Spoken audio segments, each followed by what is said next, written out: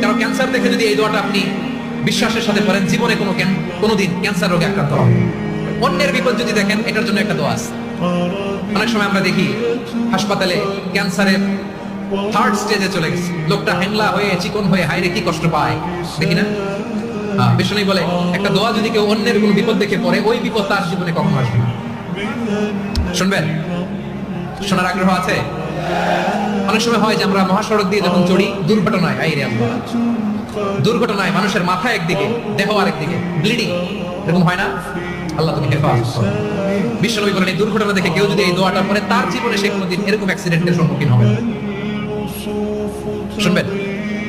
বিশ্বনবী বলেন অন্যের বিপদ দেখে কেউ যদি পড়ে, আলহামদুলিল্লাহিল্লাযী আফানি মিম্মা বাতালাকা বিহি ওয়া ফাদ্দালানি আলা কাসীরিন মিম্মান খালাকা তাফদীলা।